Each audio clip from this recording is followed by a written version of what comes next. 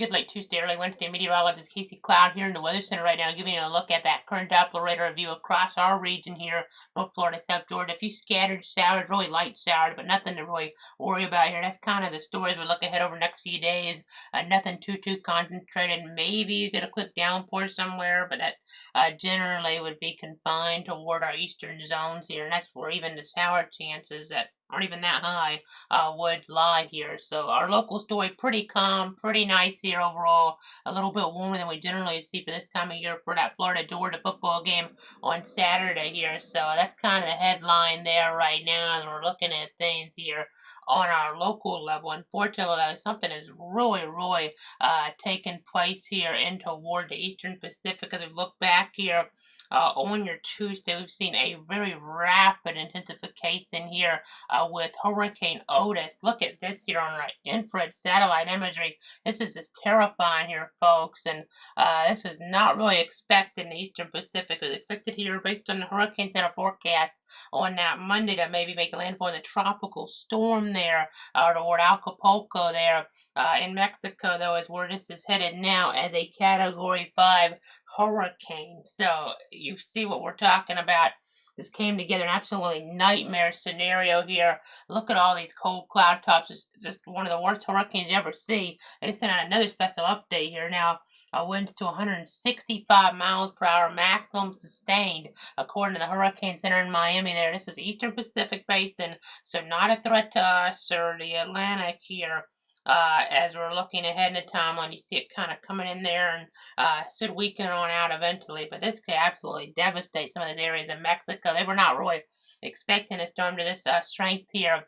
This came as a big surprise. I mean, just getting stronger and stronger. I mean, it wasn't even a hurricane to start the day out on Tuesday. I mean, and it became a Cat 5 so rapidly here, and it just keeps getting stronger and stronger, and it's making a beeline right toward Acapulco, Mexico. One of the more nightmarish scenarios I've ever seen here in the world of meteorology here across the globe. So we just wanted to bring your attention to that as we're looking toward Mexico there. Look at our Saffir-Simpson hurricane wind scale. You can see here catastrophic damage, folks, like what they saw in Michael or Panama City there, if not even a little bit worse here in some ways. I mean, not having really any time to prepare here. Unlike with Michael, at least we had some indication Sunday, Monday, it could be a major hurricane hitting out that way. Maybe not a Cat 5, but the thing about this is it was not supposed to be a hurricane here, even as we were looking back here not too long ago in the timeline. Now it's just headed right in there toward Mexico, toward Acapulco there in Mexico. Very densely populated area, so this is a really nightmarish situation for those folks. So just thoughts and prayers down there. You can see what we're talking geographically. I'll go ahead and zoom out a little bit here. I know we're going to lose, we're going to kind of lose the view on our sector here if I keep it on this mode. So I'm going to go to full, and it'll show it won't be quite as clear, but it'll show the satellite at least as we get further out. But see how it's supposed to weaken here pretty quickly as it gets toward that terrain-like region there. Really kind of tearing it apart as we kind of zoom in and out a little bit here. So that's kind of the storyline there right now. I know in the El Nino pattern, storms would have a tendency to favor the Eastern Pacific in terms of just really getting their act together and really developing this in general. So that's what we're seeing right now, but something that's almost on the edge of maybe unprecedented here taking place. The storm, it was not really expected to be very strong. We don't see this often. I know sometimes the headlines have that really in the case. If you really follow meteorology, you really see here things coming into play here a little bit maybe earlier than maybe just overall as you're looking there. It may just take a little while for folks to kind of get a handle on it, but no, this time it just snuck up on everybody here. The modeling was terrible. I mean, it was so really not much with this at all, and instead it's going to be a Cat 5 type of impact here toward areas of Acapulco in Mexico. So again, I know, got to think about this in terms of our hurricane preparation over the years to come toward the Atlantic Basin. If we ever had anything like this happen around here, I can't imagine because generally, at least with Michael, it was one of the quicker ones we've had. At least we had a 2 or 3 day notice that something really bad could happen. I mean, within 24 hours, we went from a tropical storm type impact, maybe a Cat 1, to a Cat 5, the worst it gets here in meteorology. So again, just want to really kind of emphasize this more than we generally would. We generally don't talk much about areas outside the U.S. here, whether it's the lower 48, Hawaii, Alaska, or Puerto Rico even. But it's a situation here where this is just going to be a devastating blow here, folks. The magnitude of the damage, I mean, it's just almost unbelievable what's happened down there. I mean, just looking at the meteorology of this, it's just striking here. And we're not trying to overhype this, but we're not turning local red since it's not a U.S. type of situation. But according to the Hurricane Center, they're saying nightmare scenarios unfolding there for southern Mexico this evening with rapidly intensifying Otis approaching the coastline here. And it's an extremely serious situation for the Acapulco metropolitan area there, with the core of the destructive winds likely to come near over that large city early on this Wednesday, and there's no hurricanes on record even close to that intensity for this part of Mexico. I mean, you don't really have even major hurricanes striking here, much less a Cat 5 with very little to no notice. So this is just going to be a catastrophic event there toward Acapulco and Mexico there. Hurricane warning in play. Obviously, it happened a little bit later on in the timeline, but it just keeps getting stronger and stronger. A absolute disaster here likely to unfold as we look toward Acapulco in terms of the wind damage here. This is stronger than most hurricanes that have ever hit the U.S. here. I mean, looking back, I mean, if it stays at 165 miles an hour, which it may even get stronger than that. I mean, this is similar to what they had in the Bahamas with Dorian there going back. They did have some notice with that, though.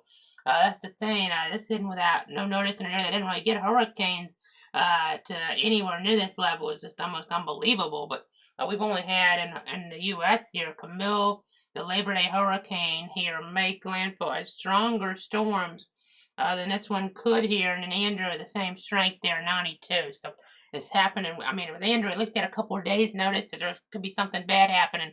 Not even 24 hours, going from be a tropical storm threat to the worst of the worst. So that's the storyline there. Let's get back to our local forecast here a little bit now. So let's go ahead and kind of move on over here. I'll take off satellite real quick and go back to the local view again. The scattered showers around right now. We're going to go ahead and look back at the tropics a little bit more. On the Atlantic side, there's a hurricane over here. We're not too concerned with it right now. We'll watch it, though, because things can always change quickly.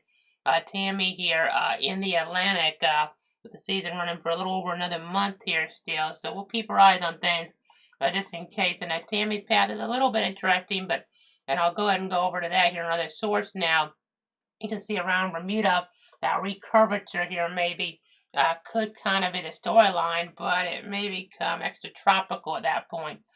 So that would be the good news here, and kind of lose its intensity. The storm down to the south right now, and then working its way up toward the north and east here. So since we saw things happen there so quickly in the Pacific there, we'll just keep our eyes on things just in case something crazy happens here. But at this point, we're not expecting anything to get too crazy with this here anywhere close to home. As you see, everything with the wind, Roy, the radius there, and the forecast and the like. So again, kind of showing that to you there. You can see that forecast path, but it'll be a lot weaker by the time it's near Bermuda, it looks like at this point, but we'll keep you updated.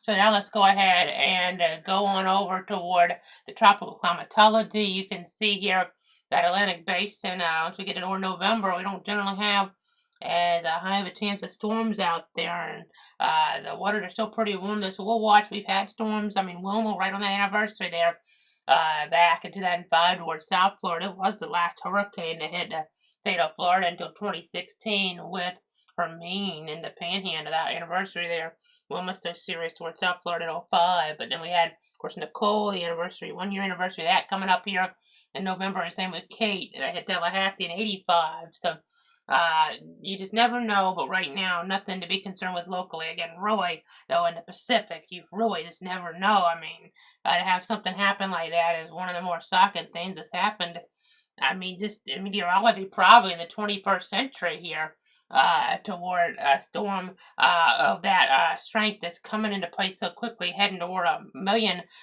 people population type area like Acapulco. So really bad. But let's go ahead and see our rainfall forecast toward next 7 days around here. You don't see too much. Your Tallahassee Dam pretty calm. And the Knowles doing well here in college football, top 5, top 4 team. They'll be heading up to Wake Forest this weekend, and you see the rainfall forecast up that way.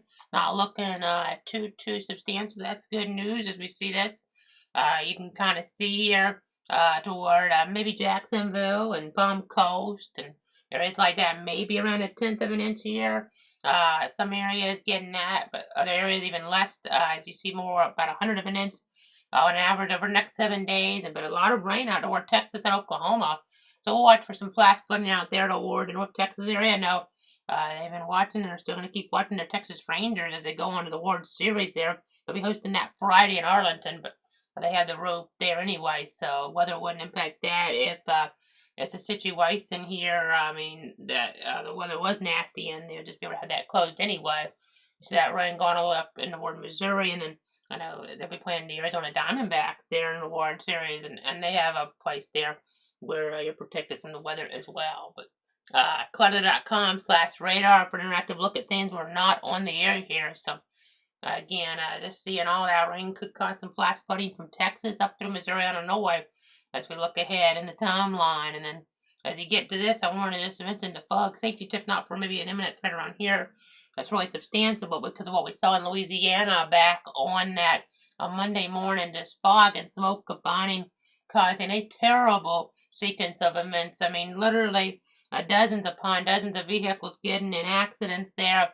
And we saw many fatalities toward I-55 around New Orleans because of what's called super fog, the combination between fog and smoke. So just remember all these safety tips and really slowing down, giving yourself extra time to reach your destination. Important because if you have something like that, I mean, and those folks not necessarily in a great spot because they're right on a bridge, but if you can kind of foreshadow that there and kind of foresee that threat coming, then you can kind of maybe take an alternate route if you think that area there might be more vulnerable, or just really, I mean, kind of just wait it out if you have to there. I mean, in the worst case situation, because you don't want to put your life at risk. I know they moved some of the starting times of the schools up on Tuesday, or back, I guess I should say, and move them later on because of the threat and what happened on Monday there around New Orleans. And just make sure your vehicle is as visible as possible to other vehicles by using your low beam headlights and leave plenty of room between you and the vehicle in front of you. So let's go ahead and see our covered area. Just reminding you guys where we're at. We're in north central Florida, Bradford County. And if there's ever a tornado warning storm, like there's been many times, we'll be on the air for that. Here are 62 counties, and the national threat is needed here across the U.S. as well. But we're not expecting anything severe across our region, at least for the next 7 days. That's some good news as we see that 7-day forecast here now. You see 83 there on that Wednesday, 84 on Thursday. So above average temperatures for that Florida Georgia weekend. Rain chances aren't 0 here, not even just at 5, 10%, and maybe closer to 20 toward our eastern areas. So you can't rely on a passing shower around Jacksonville for some of those Florida Georgia festivities, some of those Halloween weekend festivities. To the east maybe as well, a passing shower, but nothing too substantial. Lightning is unlikely at this point. I mean, check the forecast there. If you hear thunder, just of course be careful in that instance, but not really expecting that here at this point. You can see these lows here a little above average, but not too bad. I mean, 60, 61 there. You see 59 later on as we may get some cool air coming across the nation here toward Halloween and starting to filter in. As you see there, Tuesday is Halloween. That's why we have it in orange there. So that's something to kind of keep in mind there. As you see a little bit of a drop in those temperatures around then, but still above average at that point. I mean, we'll have to look down the line. Maybe we get closer to average or even below average later on past 7 days if some of the models are correct that we're looking at here behind the scenes right now. I know we were a little bit cooler there earlier on, but warming back up some, but not really getting the rain for now. But you saw the rain out west, and that can happen when you have the clashing of air masses here. So that's kind of the storyline there as we're looking at things. Let's go back to areas there in Mexico one more time. Again, we rarely talk about storms in the eastern Pacific if they're not impacting areas like California or Hawaii. But this is something that's going to be a catastrophic blow here toward areas around Mexico. Very sudden, very unexpected here, to be quite honest. In the meteorology world, the models, none of them were picking up on this that I saw here. Anything close to this level of really catastrophic potential like what we're seeing here. This is one view. Let's go to the meso view. It's going to be a little bit clearer for you. You just see that eye there. I mean, it's just making a beeline toward Acapulco here, and this is going to be devastating for these folks in Mexico here, folks. You can just see these colder cloud tops here telling that story. I'm curious about lightning. I don't think we get lightning quite that far down. If we do, we're not seeing it, but I feel like with the rapid strengthening here, you'd probably get some of that if we actually had that. We don't have radar or anything either, but this is just something that you don't see very often, folks. And let me switch over even. That's the meso from the, okay, that is the West Coast meso. Okay, just want to make sure, okay, that we're on that because give you the best view possible here.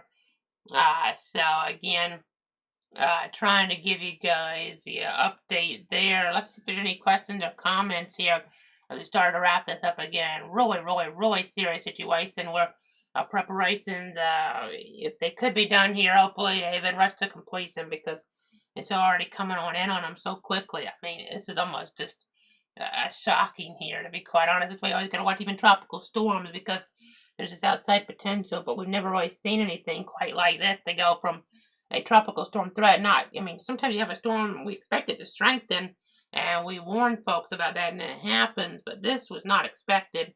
And again, this is headed right toward areas in the eastern Pacific Basin, the eastern Pacific side of Mexico, right toward Acapulco. So, again, very densely populated area, and no time really to prepare for anything like this, something they've never really seen over there in recorded history, in the records.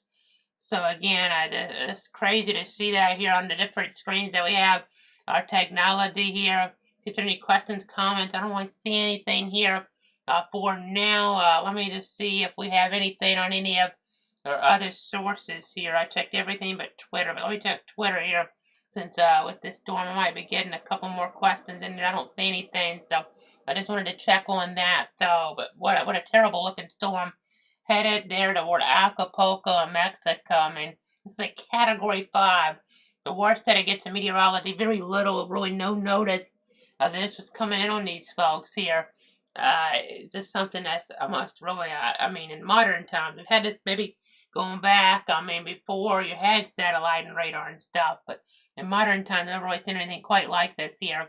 It wouldn't seem, just right off the top here, and it is headed right in on those folks again. Catastrophic damage likely there. 165 mile an hour max sustained winds. The current story, the pressure falling there. I mean, so rapidly. Looking at things, I mean, 923 millibars on the pressure. And when the Hurricane Center calls something a nightmare scenario, you know it's a nightmare scenario because they're pretty conservative in their wording generally. They would not say that unless it really was, and it's obviously is.